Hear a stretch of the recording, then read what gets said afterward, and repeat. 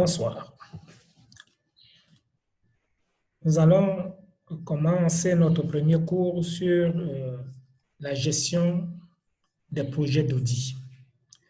Ce premier cours va commencer sur un thème très important,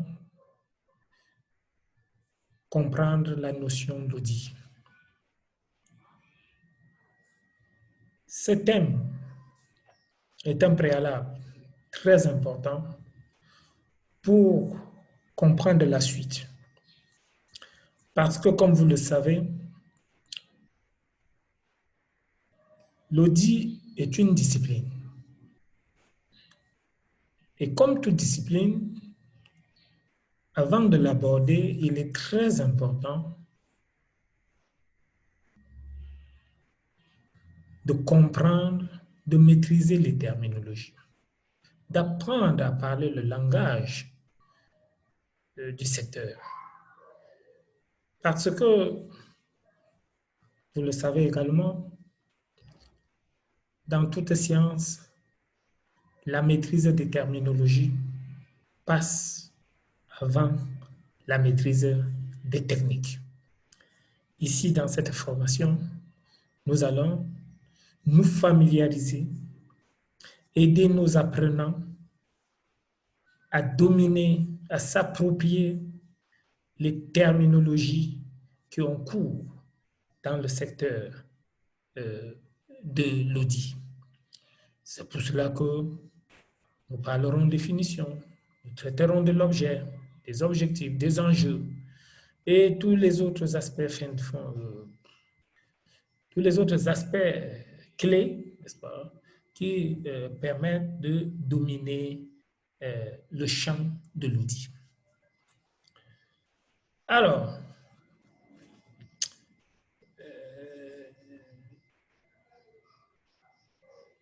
dans la pratique professionnelle, dans la vie de tous les jours, les actes que les gens posent, on a envie, de s'interroger sur la régularité de ces actes-là. On a envie de s'interroger sur la sincérité de ces actes-là. Alors, c'est quoi la sincérité? C'est quoi la régularité? C'est tous ces normes sur lesquelles on s'entend. On s'est entendu que on ne vole pas. Et puis, il y a des gens quand même qui volent. Et chaque jour, la police, lorsqu'il est en face des gens qui l'interrogent, il a une préoccupation, il a envie de savoir s'ils sont sincères. Mais il a aussi envie de savoir si les actes qu'ils ont posés sont normaux. Dans une organisation, la pratique de l'audit, n'est-ce pas, va aider les différents acteurs à ne pas faire des choses de manière hasardeuse. L'audit va les contraindre à respecter, dans la mesure du possible, les normes. Donc, cet audit-là, ça peut être quelque chose de simple, mais ça peut aussi être quelque chose de très grand. Vous prenez une grosse organisation. Chacun de nous connaît dans son entourage, dans son pays, dans sa ville, une grosse organisation. On vous demande de faire l'audit global de cette organisation. Autrement dit, de prendre composante par composante, et ainsi de suite, pour faire de l'audit. On parle de l'audit général, mais ça peut aussi se réduire, l'audit, à quelques composantes, à une composante, ça dépend. Et là, on parle d'un audit à objectif spécifique. Et ça, nous devons garder cela à l'esprit. Comme je le disais, donc, dans le cas d'une intervention générale, le chef de projet d'audit est appelé, donc, en ce qui le concerne, d'auditer toute la structure d'intérêt. Alors que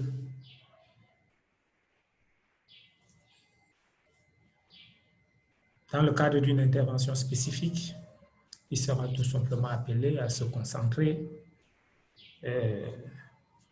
sur un ou deux champs, deux domaines, par exemple, le domaine de la comptabilité, le domaine de la finance, l'audit des ressources humaines, n'est-ce pas? Et là-dedans, on peut encore désagréger.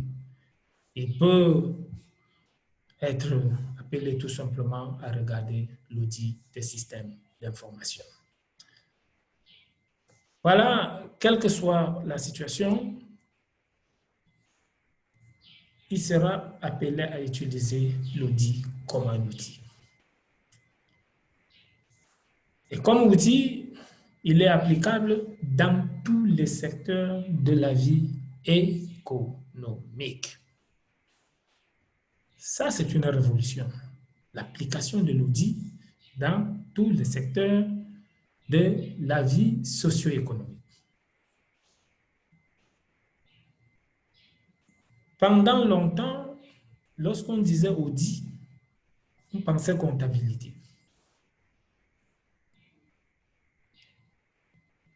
L'audit avait pour fonction de s'assurer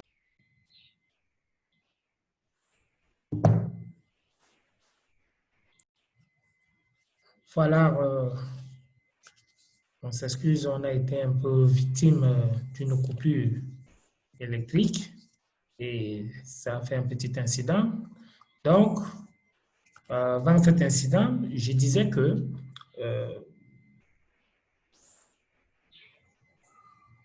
le grand champ dédié, très connu de l'audit, c'était le champ de la comptabilité, où l'auditeur comptable était appelé, n'est-ce pas, à certifier la régularité et la sincérité des comptes.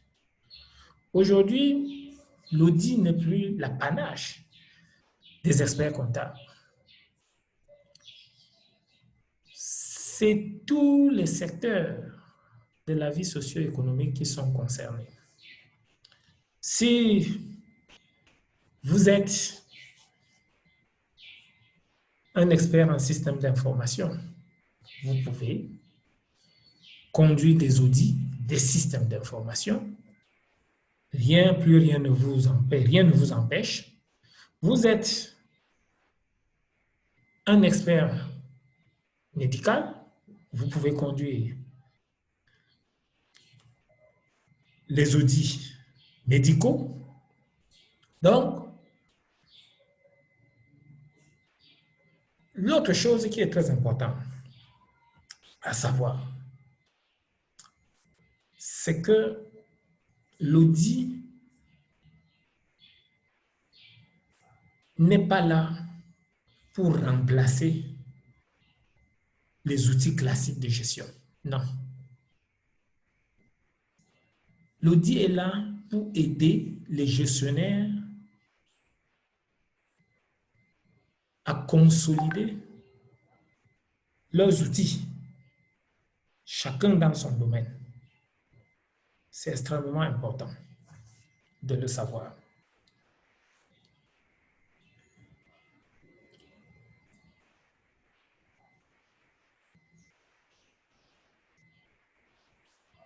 Alors,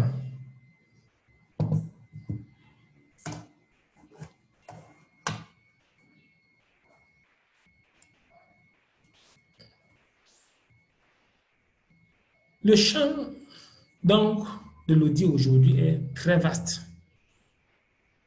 L'audit ou la pratique de l'audit couvre pratiquement l'ensemble des activités d'une organisation. Et vous imaginez une grosse organisation avec plein de fonctions, plein d'activités.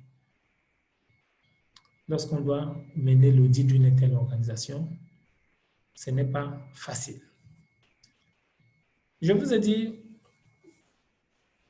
pendant longtemps, on connaissait l'audit externe, mené par les auditeurs externes. Avec le temps, ça s'est développé, et ça se développe de plus en plus. Les services d'audit interne. Nous aurons, dans le cadre de cette formation, de voir les avantages qu'on a à avoir, les avantages et les inconvénients, qu'on a à recourir à l'une ou l'autre, ou alors à l'un ou l'autre type d'audit, l'audit interne, l'audit externe. Alors, l'audit vérifie la régularité des processus. Ça, on l'a déjà dit.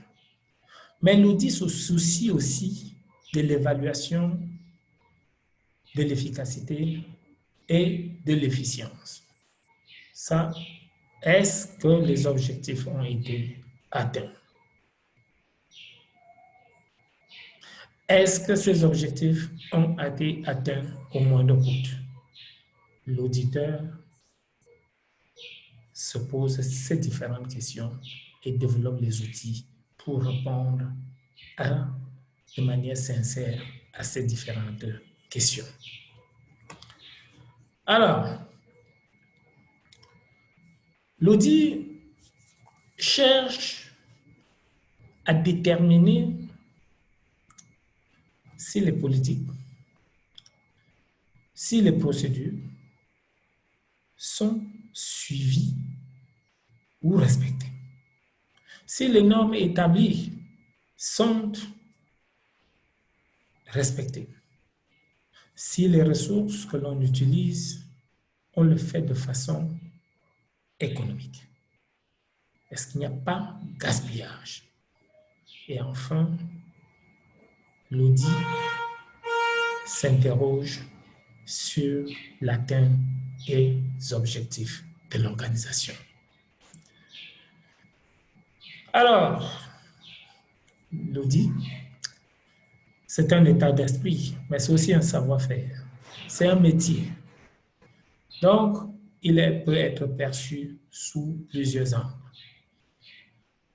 L'audit, dans ce contexte, peut raisonnablement être perçu comme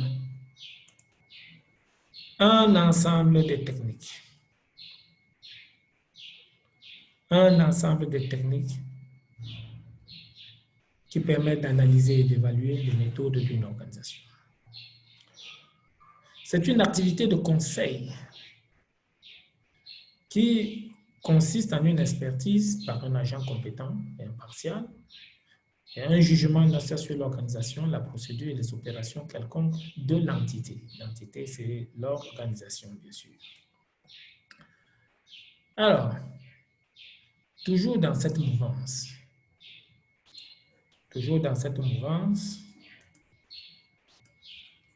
l'audit est un outil d'amélioration. En auditant, on ne cherche pas à sanctionner, on cherche à améliorer. Et cela ne se fait pas de façon... C'est une amélioration continue. N'est-ce pas? Qui va s'atteler à se poser la question, faire l'état des lieux, pour dégager les points faibles. Lesquels points faibles, n'est-ce pas, serviront de levier par la suite pour permettre de corriger, de formuler des recommandations pour corriger les écarts et les différents dysfonctionnements, n'est-ce pas, notés. C'est un processus continu, systématique, nous l'avons déjà dit, qui doit être mené par quelqu'un, un expert compétent, mais